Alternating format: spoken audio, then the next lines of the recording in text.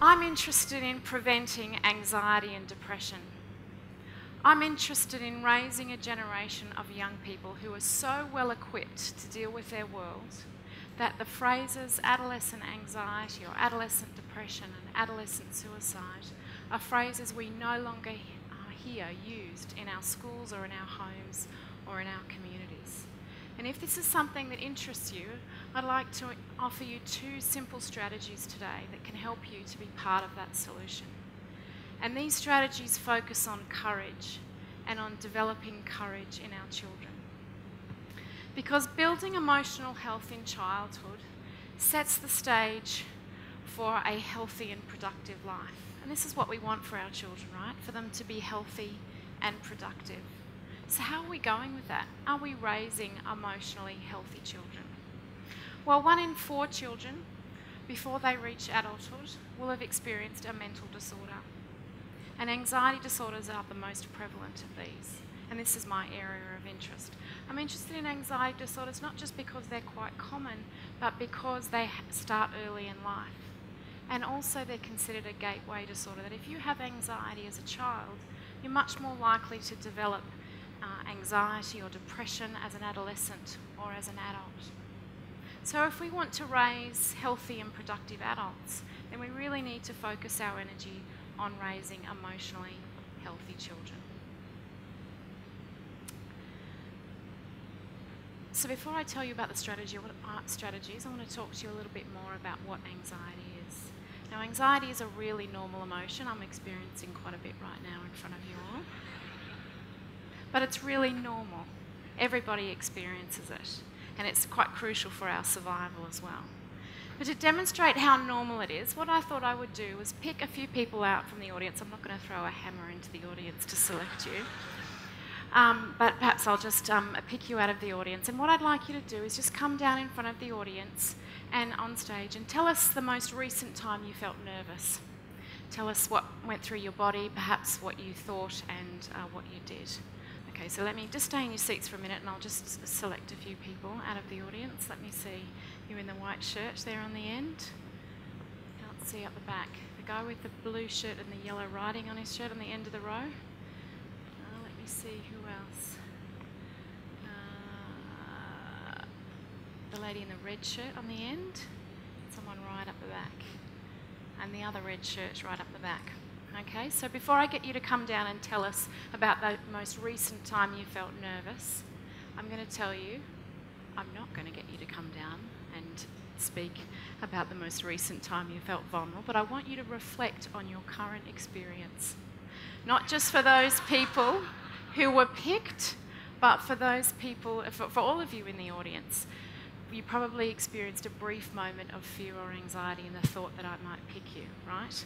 Everyone's feeling relieved now, and especially those 4 people I selected. So probably what happened in your body, it's a normal emotion, this anxiety. You might have experienced something in your body. Your stomach might have dropped out underneath you, or you might have had butterflies in your stomach. You might have had sweaty hands, or your heart suddenly raced a bit faster. This is your body preparing you for action. You may have also had some thoughts go through your mind as well. You may have thought, I don't know what I'm going to talk about. What if she picks me? What if I say something silly? I knew I should have gone home after lunch. Usually when we feel anxious, our thoughts are focused on threat, of thinking something bad is going to happen. And this is a normal part of anxiety. And we also have another part, which is our actions or our behaviour.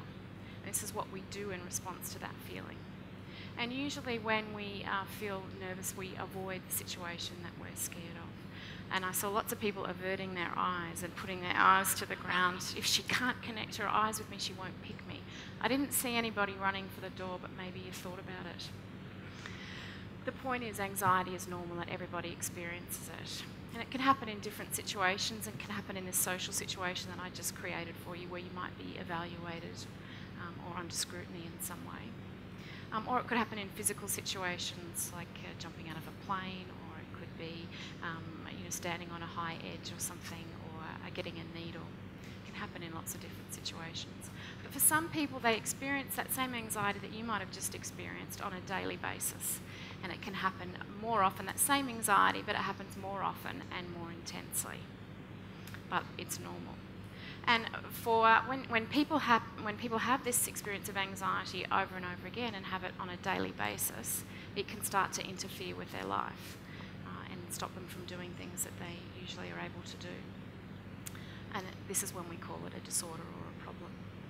So for children, this might look like clinging on to mum's leg whenever they're going into new situations and constantly seeking reassurance from the people around them.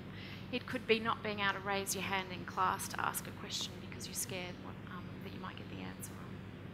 It may be skipping school on days you've got a test, or it could be not participating in group activities, or constantly seeking reassurance from your teacher that you've got the answer right and doing that over and over again. Or it could be just not accepting invitations to parties that other kids are going to. So for parents, this can be heartbreaking to see your child experience this distress on a daily basis.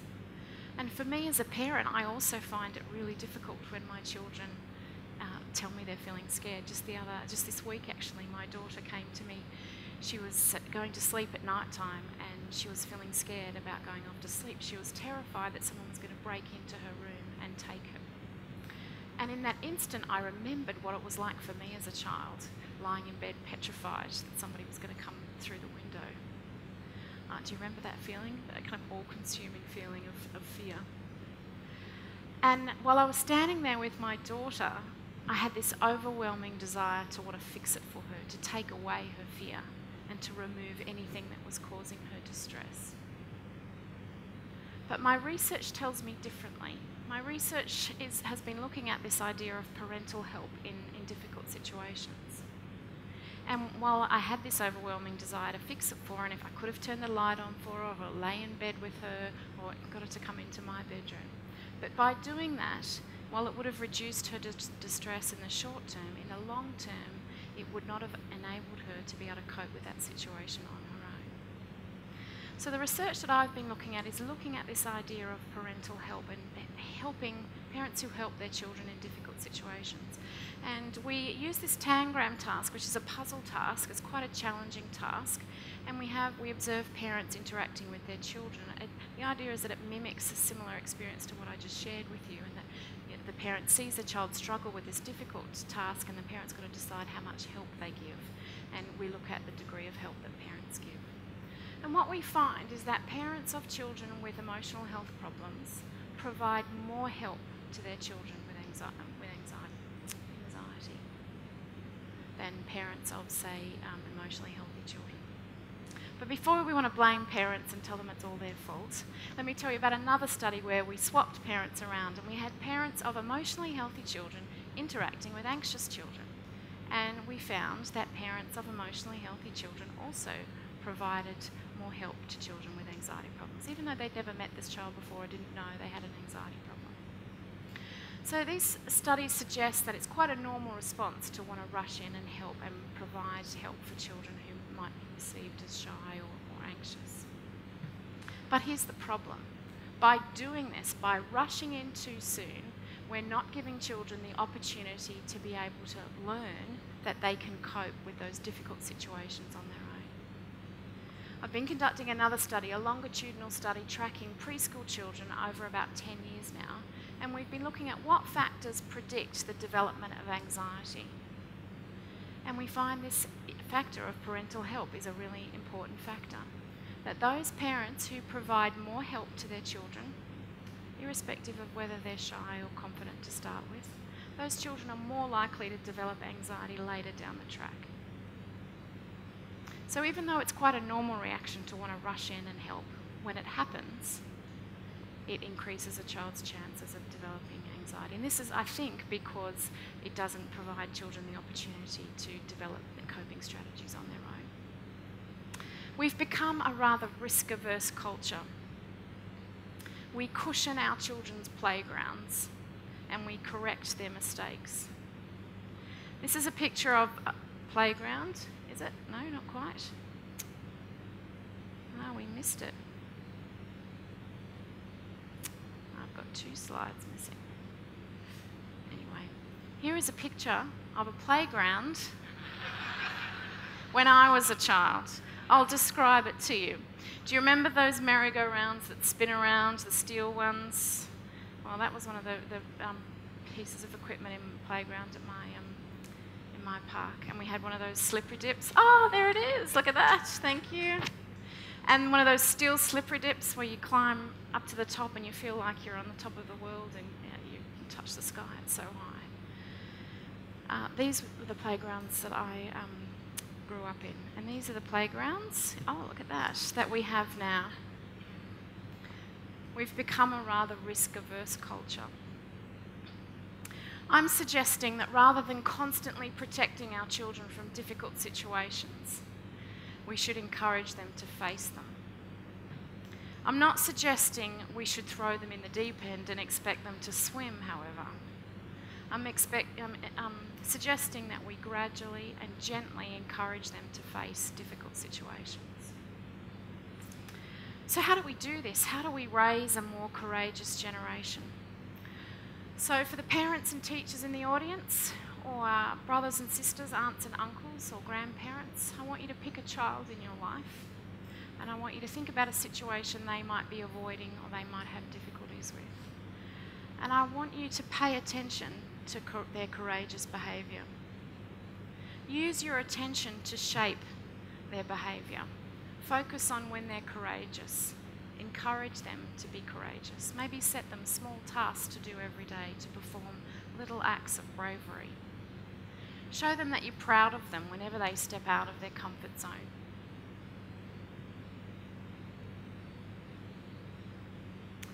Encourage them to practice bravery and practice often. I'm not suggesting that we dismiss children's fear or ignore it. I think it's really crucial for children to be able to learn to regulate these negative emotions, and by dismissing it, we're not doing that.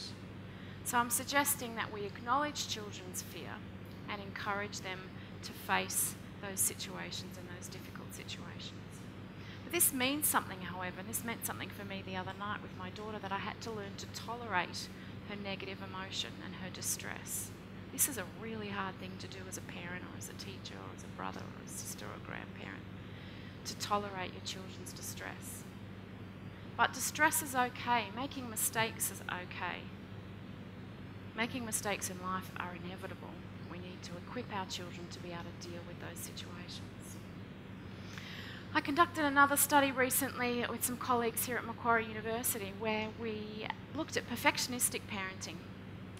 And we had children completing an academic task, and we had parents trained up to be either perfectionistic, where the parents focused on their children getting it right and not making any mistakes. Then we had another group of parents that we trained to say, oh, it doesn't matter if you don't get it right, just do the best you can, and the parents were there for support. But guess who were more accurate on the task? Those children whose parents said it's okay if you make mistakes. They were actually more accurate in completing the task than those parents who focused on them getting it right and making sure it was perfect. Nelson Mandela said, I learned that courage was not the absence of fear, but the triumph over it. The brave woman is not she who does not feel afraid, but she who conquers that fear. I did change the gender in that quote. I hope Nelson Mandela didn't mind.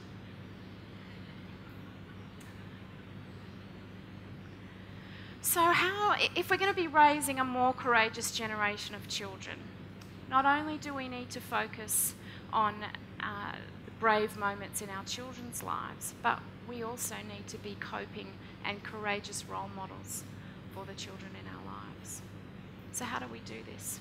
Here's the second strategy for you. I'll invite you to think about a situation in your life where you're avoiding something, or something that you might feel uncomfortable about or anxious about. Maybe it's asking for promotion. Maybe it's asking for something that you need, or it may be catching the lift at work or getting a medical test done. Think about something that you've been avoiding. You should start with something small to start with. And think about one small way this week in which you could act in a more courageous way, in which you could face that situation rather than avoiding it. And then with increasing difficulty, by increasing the difficulty of those tasks, you can become a more courageous coping model to the children around you. One of my colleagues here at Macquarie University, Professor Ron Rapay, published a study this year showing that by using these simple strategies of not rushing in too soon and focusing on children's courage, and by being a courageous coping model to children around you, by teaching these strategies to parents of preschoolers, he was able to show that we could prevent anxiety and depression in adolescents. This is remarkable. So it's possible. These are simple strategies. I want to tell you a story about myself now. It's actually more of a story about my parents and a crucial moment in their parenting. As a young married couple, they found themselves with a 1-year-old in the backyard on a hot, sunny summer afternoon in country New South Wales. And I started to play around with the hose in the dirt and playing around and starting to get a bit messy and creating quite a bit of mud around me. And my dad went to pick me up and take me out of the mud. And my mum stopped him and said, "No, let's let her play. Let's let her play in the mud." And so they did. They stopped and they stood back and just let me play and let me explore the mud. And I did get myself into a messy situation. But let's let our children play in the mud. This metaphor has really guided me in my parenting, guided me in my everyday struggle as I decide with my children whether to help them or whether to stand back and let them face the situation on their own. So let's let our children play in the mud. Let's raise a generation of more courageous children, not just by focusing on their brave moments, but by being a courageous coping model ourselves. I think this is the way that we can future-proof the next generation, and I think this is an idea worth spreading. Let's let our children play in the mud. Let them experience life with all of its fears, with all of its mistakes, and with all of its glory. Thank you.